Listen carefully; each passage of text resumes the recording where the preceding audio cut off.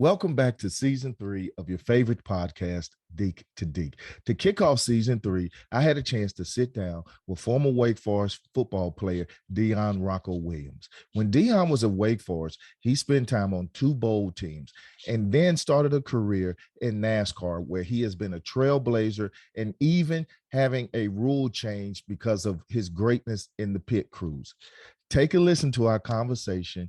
Don't forget to subscribe to your favorite podcast. And as always, go Deacs.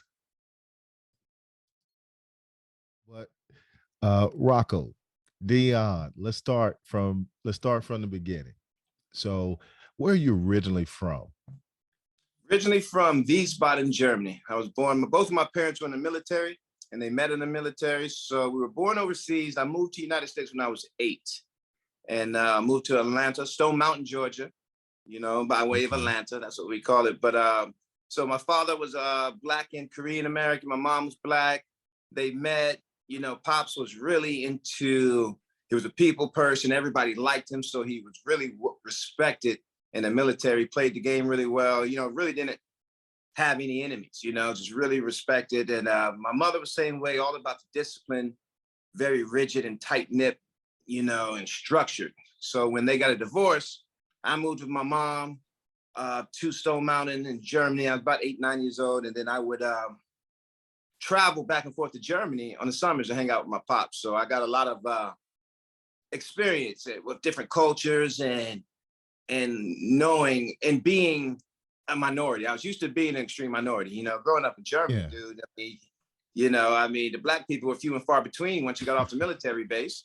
And, we didn't stay on the military base. My father liked to live off Pause, is what he's called it, off Pause, which means, off base. So we lived in the suburbs of Germany. So, a lot of experiences which helped cultivate who I am today, as well as help me get through Wake Forest University, because that was a culture shock in itself, coming to Wake, having to manage that, as being the first person in my family to go to college, and to figure this thing out and make it work. So, owe a lot, not only to my family, but to Wake Forest Demon Deacons for everything that they instilled in me to get me where I am to this day with that prize secondary education.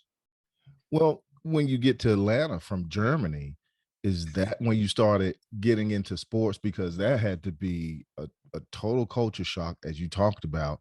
And is that when you got into sports and really became active? They play sports in Germany. They had the rugby and the soccer was really big there. And the military teams played there as well. So, there was a Pee Wee League there, but, football wasn't a passion of mine per se. Football was used for me to get out the house with the women. I grew up, I had a lot of sisters, my mom, my grandma, my aunt all stayed with me. So I played football really, Kev, just to get out the house. And it wasn't until late in high school, like 10th, 11th grade, until I discovered you can get a full scholarship and don't have to pay just because you're a good football player. Once I realized that, it lit a fire, sent me into another mode. But, I was oblivious to then. I was just playing just to play.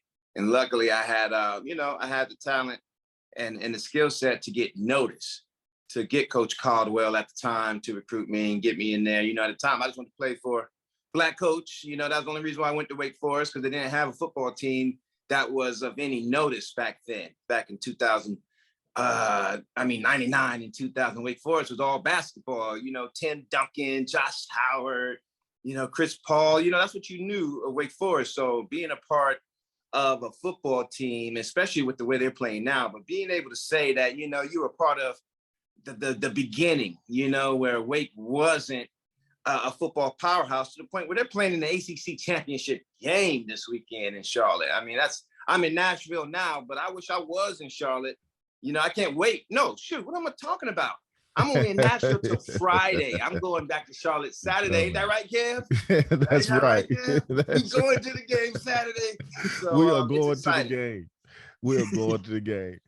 So, Rocco, you talked about that time in high school, man, when you realized that you have an opportunity to play at the next level in college. Was there a game? Was there a conversation with the coach? What was that moment when you realized that, you know what, I can really do this at the next level. But then also, what was it about Wake? I know you talked about Coach Caldwell, but it had to be a little bit more to it that attracted you to Wake Forest. I break it down like this. I didn't realize how real the recruiting game was and the full scholarship game was in football until I was sitting in class, bored out of my mind, because I was very unchallenged in class. School was really easy for me. You know, I was the type that would, you know, I had all A's and B's, but I had all N's in conduct, you know, because, you know, it was just boring to me. So, but once I started seeing students older than me who were good football players leave class early to go talk to these football coaches, to sit in these offices and go talk about school. And I was like, hold up, you know, that's when it clicks for me. And I was like, damn, I'm trying to do that. I didn't even know that was even an option, but I can get out of class and go talk about colleges. Oh, that's when it resonated for me in high school. It was about 10th or 11th grade around that time. And then the reason why I chose Wake is I didn't really have a choice in the matter. My mom told me that's where I was going. But didn't recruit me, he recruited my mother. You know, so my mother at the time, we weren't, you know, single mom, you know, my pops, you know, I love him to death. He was the dopest individual ever. But, you know, with sports, he was more of a hustler than an athlete. You know, yes, he looked the part. He looked like Rocky. He looked like, if you remember Bloodsport, the big Asian, Bolo Young, who fought Jean-Claude Van Damme. That was my father. So you would thought he was an athlete, but he was more of a hustler, you know? So it didn't really school me on how the game worked with college and football and sports and how it's such a lick and you can use it to your advantage. So I learned that from just being around my friends and my coaches and being around great coaches, you know, to the point where Coach Caldwell, like I said, you know, he recruited my mom, visited her and sold her. So, you know, she allowed me to go on my other visits, but she told me that's where I was going. Yeah. You know, black moms, you don't have a choice in the matter sometimes. You're right about that. You going where mama said. Yeah, you're right about that. So you get to Wake. You talked about the culture shock. And how did you adjust? And were there things or people at Wake specifically that helped you deal with the culture shock and the adjustment to not just the culture and people, but even the culture of changing levels of football, brand new team? You're now playing major college football. How did you cope with all of that? And who were some of the individuals that helped you deal with that?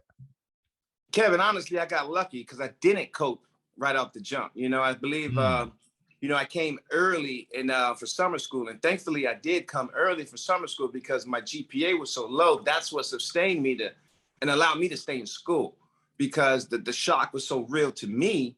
You know, for one, being away from home, one, being around so many white people, three, for being in college first, you know, and everyone looking at me like, what you're going to do? I didn't handle it well. Luckily, through the help of the Student Athletic Services, Hunter, Tommy Kleinline, those names might sound familiar, but, you know, luckily they were in position to recognize that and threaten me with sending my butt back home.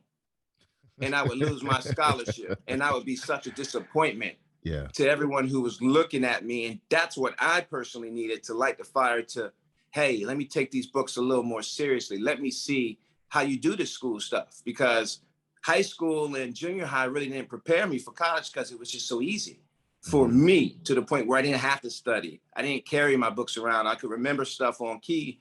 But, you know, as you get older and you have to navigate the college life and the structure, that was uncharted territory for me. My mother, my grandmother, you know, I was the first to do that. So, you know, there wasn't really a definitive blueprint for that. But luckily, I would have to say I persevered through just being around the right people, and the right people recognizing that I needed help and putting me in position. However that is, you know, it's different for every athlete. You know, every person needs a different stimulus. What stimulated me to get my act together was the fact that I would be going back home. And that right there helped me realize how fortunate I was, one, to be at a school like this, two, playing football for free and going to school for free and having the opportunity to play football on national television. That's what motivated me, you know, and it changed my life. You know, once that clicked, and it took a while. I wish it would have clicked earlier, Kev. I wish it would have Yeah. clicked earlier, but it did click, and very fortunate that it did. And the great thing about it, as you mentioned, you were in an environment where there were things in place, there were people, there were resources that can help you get through this situation, and you not throw it all away. And you realize, as we've talked, you weren't in it alone. I mean, I'm pretty sure you, myself, and so many others have gone through that very same thing as you face those crossroads, those bumps in the road. It's great to know that Wake Forest has things in place, people in place to help you get through it. And it's more than just, what are you doing for us on the field? So I want to ask you something. You were part of 2 bowl games, the Aloha Bowl in '99 and the Seattle Yes. Bowl. I think that was 2002. What was those experiences like? And I know you have a favorite. There's a favorite between the 2. And I'm not going to be, super biased and point to anything, but just wondering which one might be your favorite bowl game. Well, thanks for that reminder, Kev. That sort of reminder. I'm just saying, it has nothing to do right over there. with anything. Hawaii, dude. Aloha Bowl. Hawaii. I mean, how did it get better than Hawaii? I mean, 19, 20 years old. We're running around the island. We're looking like Hell's Angels on the go-karts. It wasn't even about the game at that time. I think we even got in trouble one time because we hung out too late one night before practice. I mean, ladies and gentlemen, we're facing technical difficulties. Dion is getting ready to go into 2-minute stories about that time. Yes, man. Come on, Hawaii. Hawaii Exactly. was the best Aloha Bowl, man. That was a great experience, just to be a part of that. I can't believe what they're doing now. It just doesn't even seem real when I'm at the racetrack. And the racetrack now, pit road at the racetrack in NASCAR is riddled with all types of D1 athletes on pit road now. So for Wake Forest to do what they're doing, it just sent me to another upper echelon on clout on pit road. I mean, I can walk with my chest bowed out. I can talk mess to all the other ACC guys out there. I just love what they're doing. Coach Clausen has got them on. Congratulations to Coach Clausen, by the way, yes, ACC Coach of the Year. I think Wake Forest, man, they've got a strong run of having coaches winning that award. That is just so awesome and so dope, and it's very prideful, to still live in North Carolina, so close to Wake Forest, and having them do so well. So, Rocco, what is your favorite Deacon moment on the field and off the field? That just 2 moments that stand out to you that just seem to be a part of your memory when you think about Wake Forest? Now, Kevin, you can't ask linebackers that, with CTE, we don't remember nothing, man. We're murder, death, kill, attack, it's just, what helps me remember is seeing guys like you and being around other guys and hearing those stories, because my memory was already bad. But, just if I could pinpoint one thing, the biggest thing was being a part of something new, and once that, our recruiting class, we were only 10. Terrence Williams, Nick Burney, CJ Lee. There was only 10 of us, in that recruiting class. Right. Daryl Shaw, so we were so small. And I felt like that was one of the biggest things that I appreciated, being a part of something new, something special, and something so small that blossomed.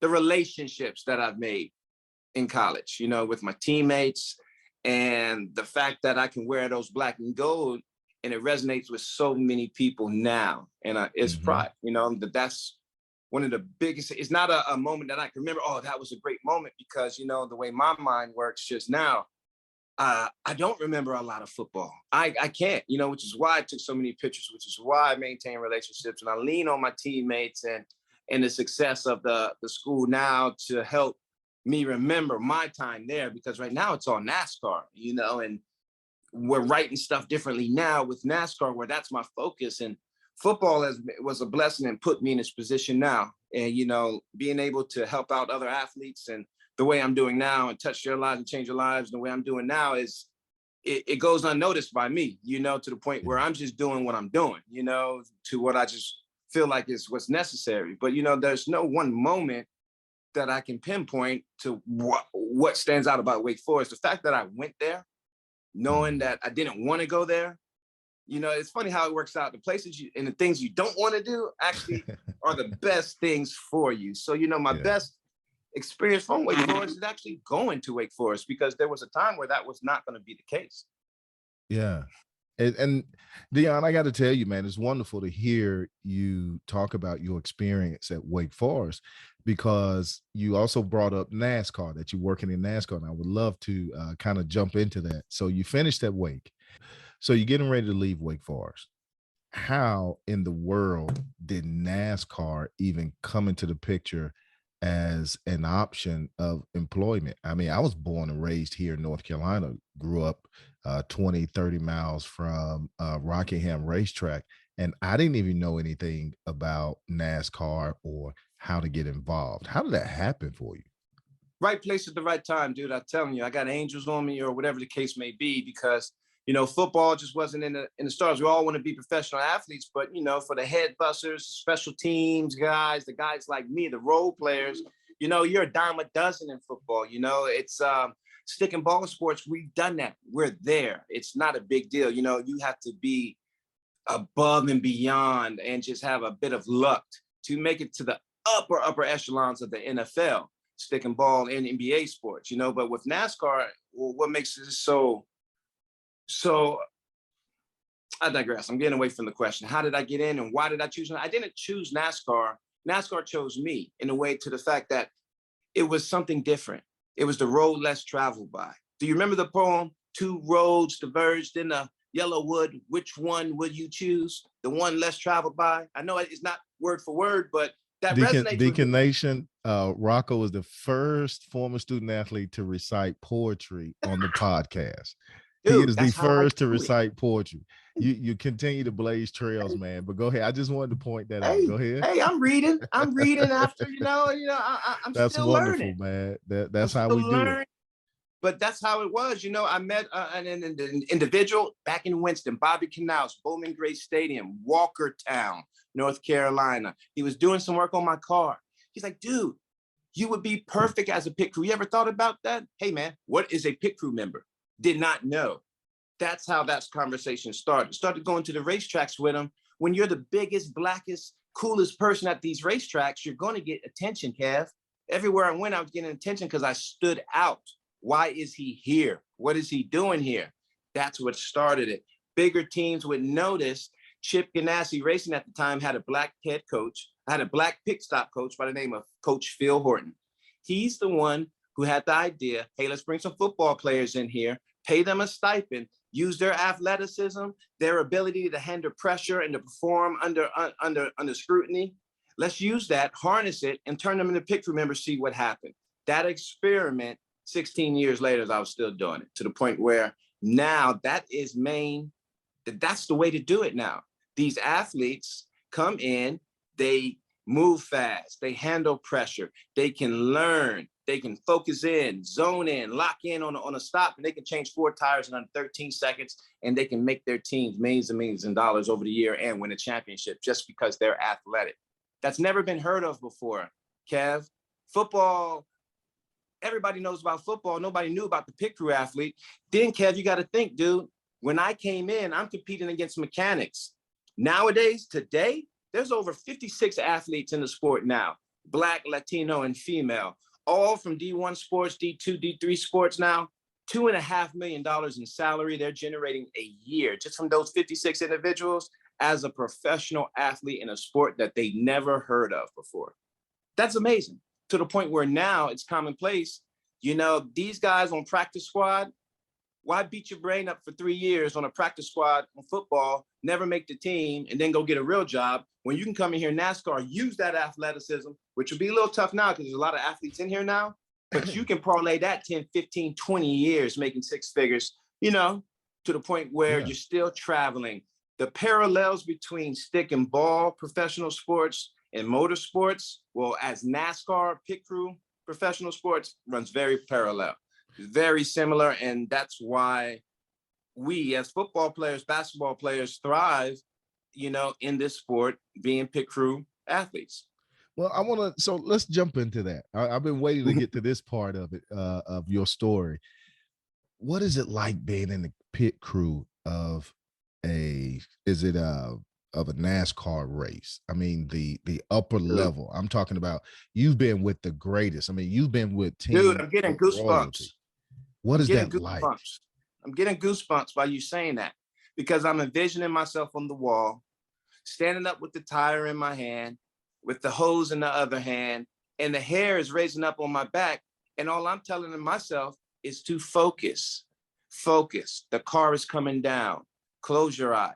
Open your eyes. Then when I close my eyes again, I envision doing the entire stop, slow motion, running out in front of the car, 3,200-pound car, running out with a tire in my hand, 2 tires in my hand, dropping the first tire off to the front of the car, running to the rear, putting that tire on, going back to the front of the car, picking up those tires that were removed, going around and facilitating the same thing on the left side. And to be able to do that in under 14 seconds, change 4 tires on a race car in under 14 seconds with other cars zooming around you. It's the best way to compare that is 4th and goal line, 3 seconds left. You know ISO is coming. You versus the fullback, and you stop them on the goal line when it goes right. But guess what? You have that play, the exact same goal line play, 8 or 9 times in a race. It's not 4 downs and you mess up, you get a do-over. What makes NASCAR so exciting and what differentiates it from a lot of stick and ball sports, there aren't any do-overs. And your mistakes are magnified times 10.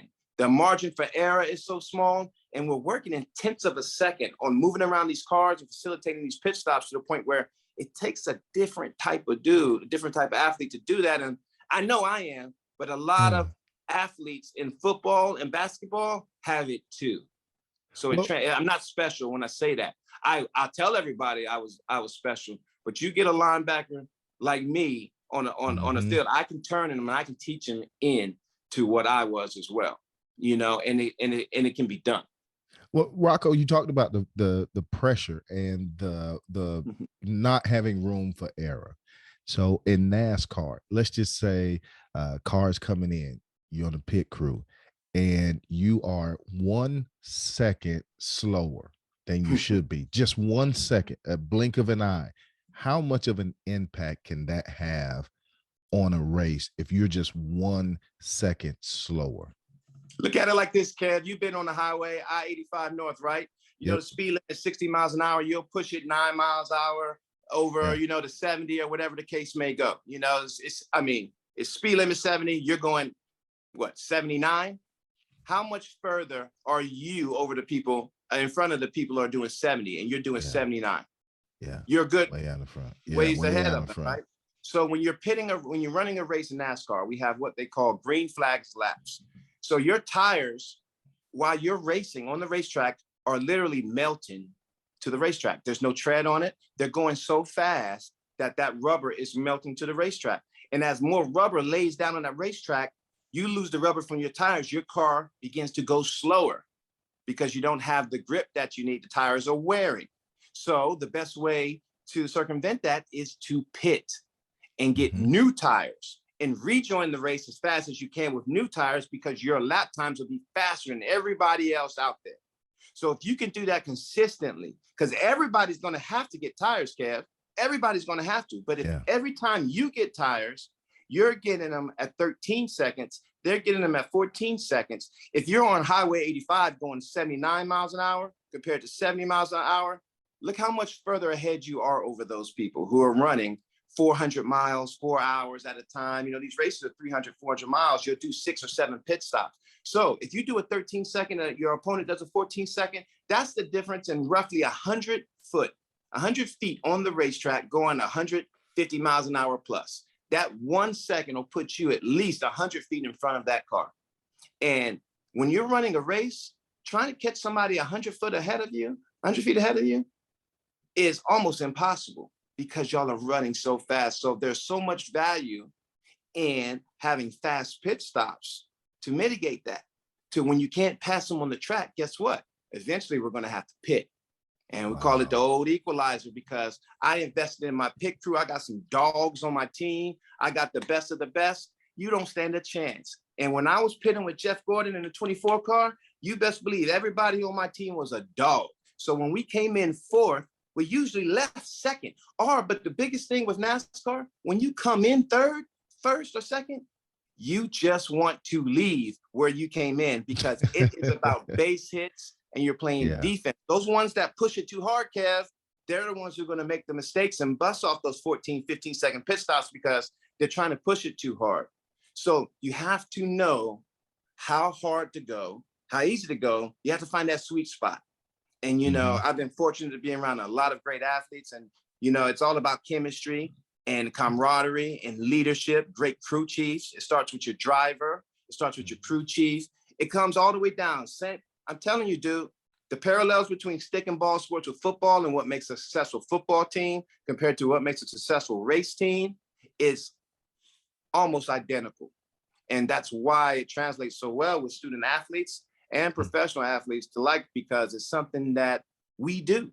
There's nothing special or nothing different that NASCAR is doing. We're just not in it. But once we get in it and we start watching it, we know how to watch it, and we're getting involved. It's like anything else. Now, Rocco, you haven't just been in any pit crew. You haven't worked for just any old racing team. I mean, you have worked for racing legends. I mean, Hall of Famers. I mean, you're talking about Sterling Marlin, Mark Martin.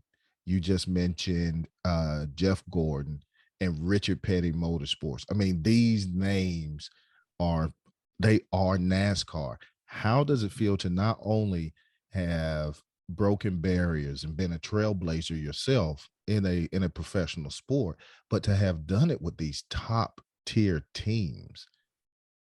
It only feels good now talking about it. At that time, you weren't doing it to do that, to break barriers or to be a trailblazer. You were just trying to eat.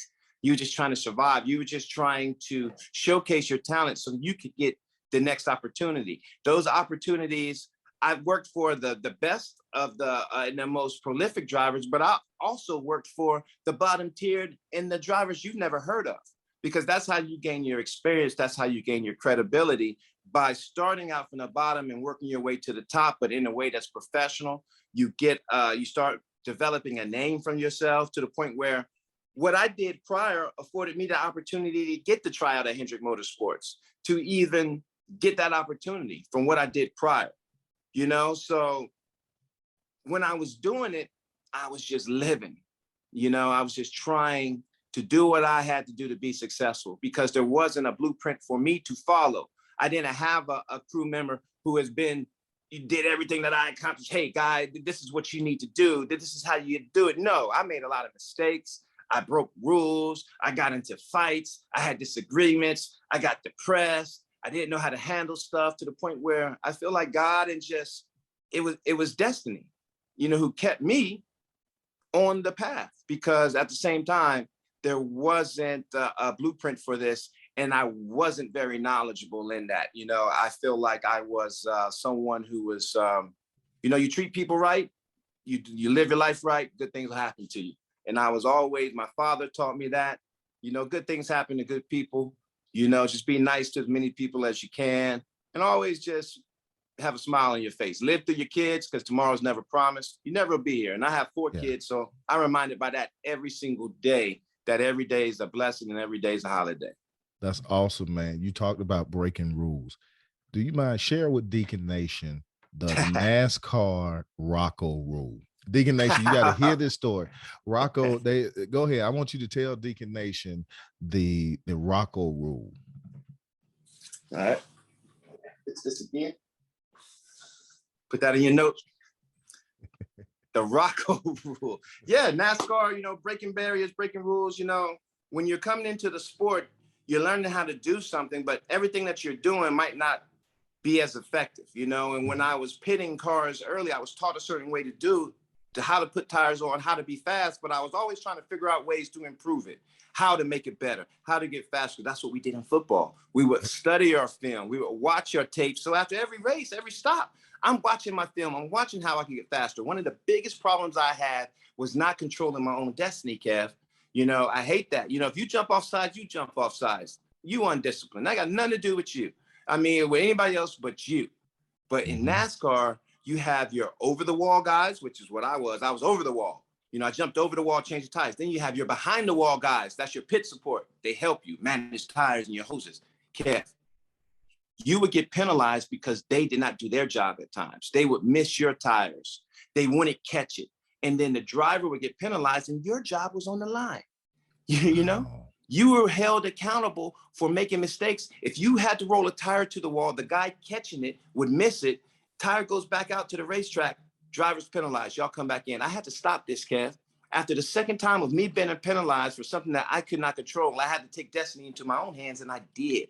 What I started to do, the Rocco Rule, which was made famous, which I call it the Rocco Rule. It's not the real Rocco Rule, you'd be saying. But anyways, what I would do is when I would bring the tires from the right side to the left side of the car, instead of bringing the car physically and setting it on a wall, I would bounce it on the ground and bounce it over the wall so I could get rid of it, go to my other tire quicker, and put the tire on faster than anybody else could, because I'm not babying this tire all the way to the wall.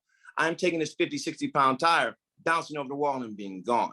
And after about 5 or 6 races of that being seen on TV, you know, the Rocco Rule came out. All equipment has to come back to the wall in an organized manner, in a controlled manner.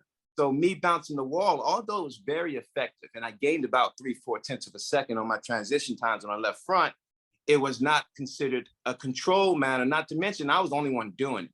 So, you know, I had a very strong, big chip on my shoulder in my early racing years, because I was the only black man out there doing it at a level like I was doing it. And I felt like I was being picked on, man. I felt like, you know, so what? No one else can do it. I'm doing it and it's fine, you know, but at the same time, it was a bit crazy seeing that tire go over. So I understand why they changed the rule, because looking back at it, you know, that was a bit crazy. But dude, you got to think of how it relates to football.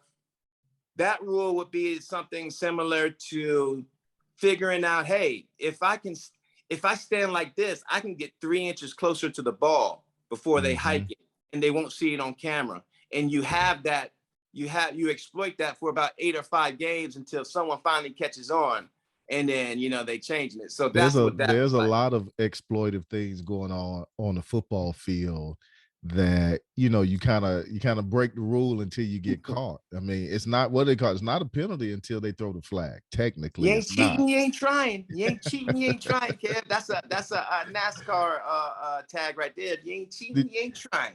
So, Rocco, did you ever think about getting behind the wheel as a driver? No. Those cars are scary, dude.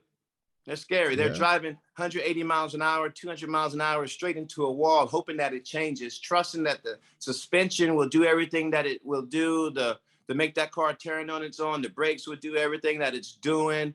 The G-force, the G-force, the way that car pulls you and pushes you. If you've never driven in a race car at that speed, you have no understanding to how strenuous it is on your body and how scary it is. You get up into 70 miles an hour on a racetrack in that cage. It's not a race car that you drive in, Kev, you know, with a seat belt, with your AC and all your luxury, your wood grain, your cup holders, your phone. It's not like that. You are in a cage where you can only move a few inches and you're going 100 miles an hour. It's crazy. You know, these race car drivers have a different mentality, and that's why they start so early. You start grooming a race car driver 5, 6, 7 years old, so they learn how to handle and manage that feeling of fear when you're in that race car going fast. And there's something I just feel like you can't develop at a late age, at 18 or 19. But you know, there have been a few drivers that didn't start so early, but just had that talent, you know, to harness it later in age. But I feel like that's something you have to develop early in life. You know, you have to have some direction in developing it, you know, probably from a uncle or a grandfather or somebody that has raced before. And being that there's not a lot of black race car drivers out there, there's not a lot of black people who know how to race. You know, there's not a lot of black NASCAR drivers to teach it to their son yet, you know. But hey, my son has a football and a driving simulator in the house. So, you know, that could change with our kids, Dad. Wow. Yeah, it could. My son is very into Formula One, and I want to thank you for reaching out and talking to him. He's still been talking about it and saying we got to get down to a race. So, Rocco, speaking of NASCAR and its popularity and its growth, Recently, you were on the I Am Athlete podcast, and you were talking about just your role in NASCAR. There it is in the back, I Am Athlete. And so, what was that experience like for you to be able to share the story of NASCAR and the growing number of minorities, not just blacks, but women and other races and cultures that are getting involved?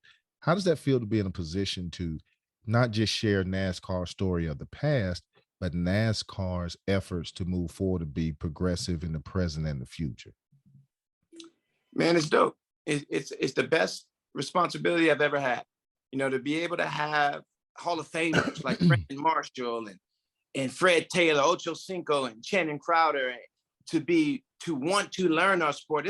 They're not just interviewing people in NASCAR. They're not just doing stuff about NASCAR trying to create a buzz. They're all in. You know, this is something that they're interested in. They want to learn, and they see a market there to develop content and develop and entertain. So that alone validates everything I've been doing for the past 16 years, 17 years in this sport, and trying to make this cool. And to see Brandon Marshall extend the resources, and I Am Athlete and House of Athletes extend the resources they are doing to make this NASCAR cool and relatable for a demographic that ignores it purposely, you know, it's a responsibility that is needed.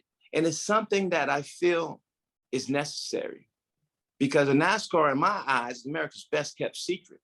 And it's out here changing lives to the point where the more opportunities you have to do that, and the more opportunities you have to put in front of our youth that could change their life, there's nothing wrong with that. And Brandon Marshall and House of Athlete, I Am Athlete, that's what they're doing.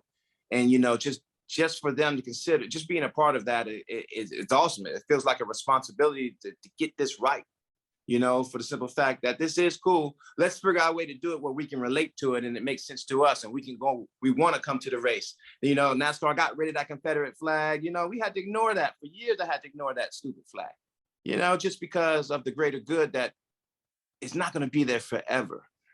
I knew that. Yeah. Everybody in the sport knew that. Just something we had to endure until the sport got to that place. It's at that place now. It's creating the buzz. Jordan's getting in, Pitbull's in, Brandon Marshall is all, you know, everybody, the buzz is there to the point where NASCAR's trending up, and I'm excited that it is.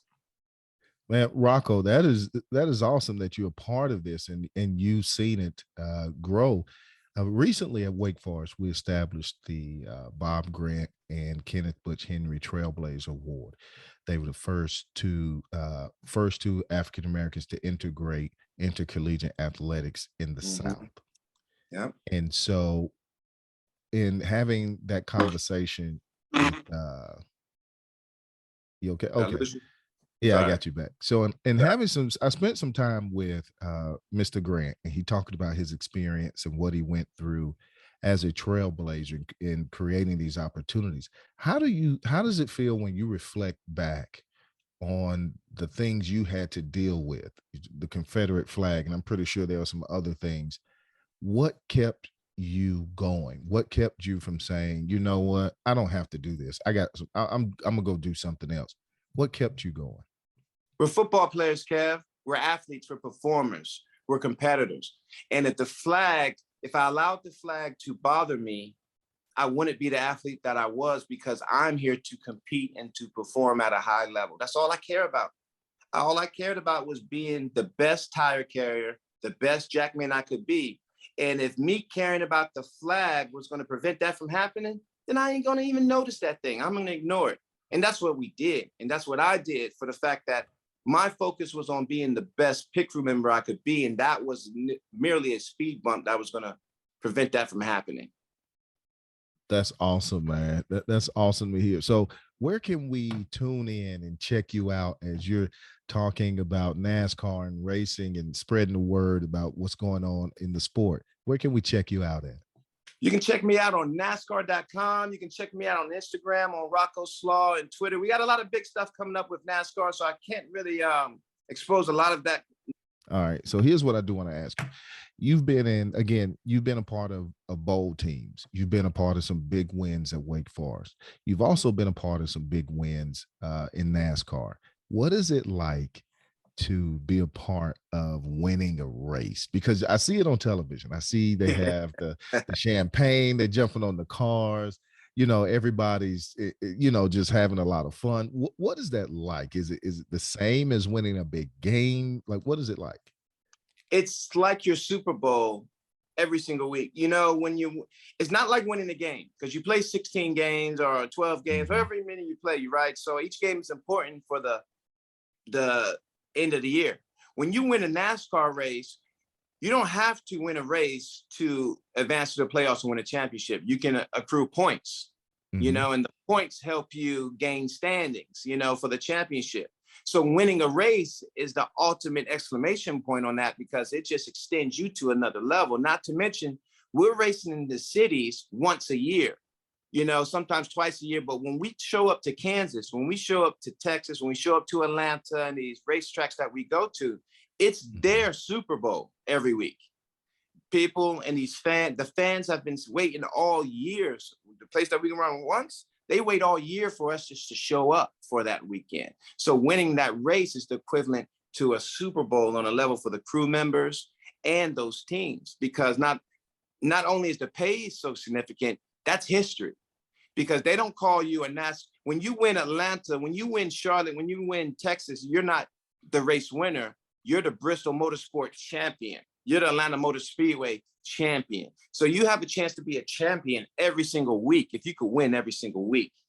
That's the difference with NASCAR and stick and ball sports, where the games build up to a climax at the Super Bowl. We're doing our Super Bowl every single week at these cities.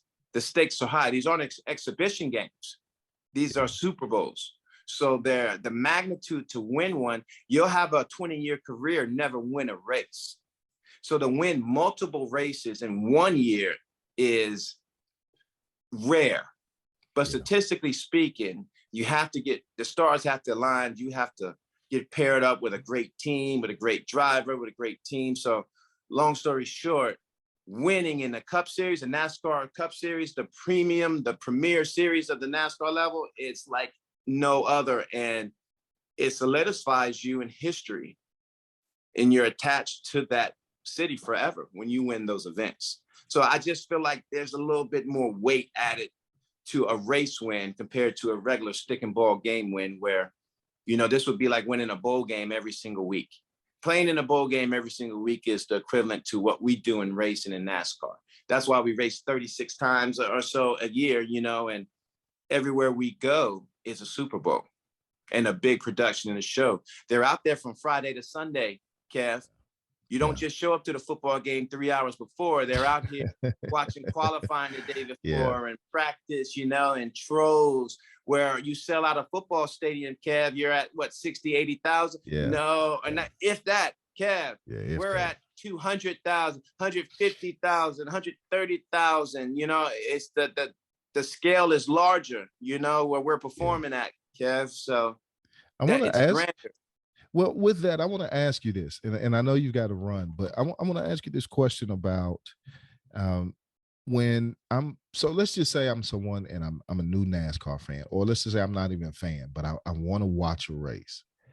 What do I look for? What makes NASCAR an exciting and fun sport to watch? Because, what if I'm in the mindset of, they're just going to one big circle over and over again, and whoever doesn't wreck win? Like, what should a person look for in a NASCAR race that are the exciting things that maybe the naked eye just isn't trained to catch?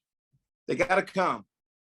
They got to come. Go, because if you're a new fan, TV is not going to do you justice. You have to smell it. You have to hear it. You have to feel it. So you have to come. You have to be nervous. You have to get out of your comfort zone, and you have to show up to a race. And if you're a big time baller or you have some connections, you need to come. You need to call me, and you need to watch a race with me, because it will blow your mind, and it'll put you in a position to watch it at the home with better understanding. Because literally these guys are crazy, and they can drive a race car knowing that they could die any moment during that race. So That Deacon car, Nation, you hear that Rocco car, is inviting us down to a race with him. He's Deacon inviting us doesn't down, need an Deacon Nation. invite. I Deacon got Nation doesn't need an invite.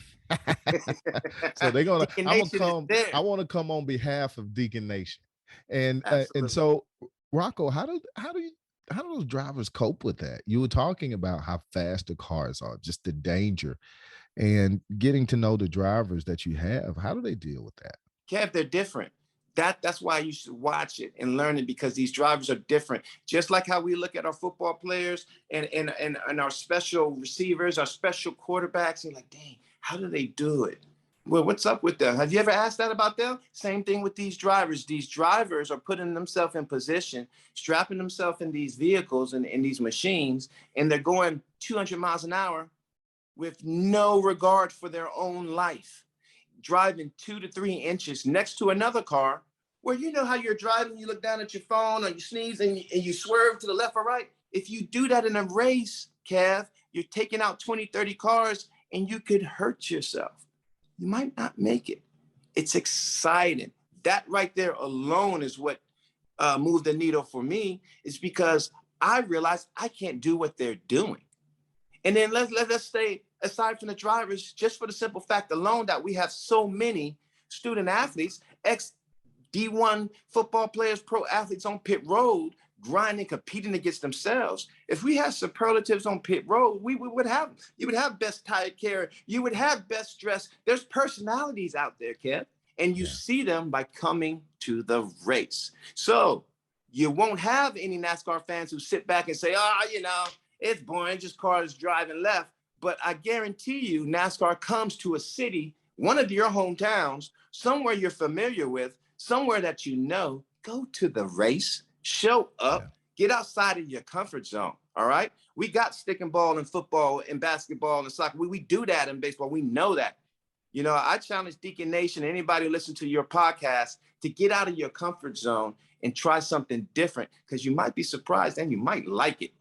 Yeah, I think they will. Man, Rocco, this has been awesome, man. And I appreciate you taking the time out of your busy schedule, man. Anything for the Dicks. I can't wait to get there Saturday, dude.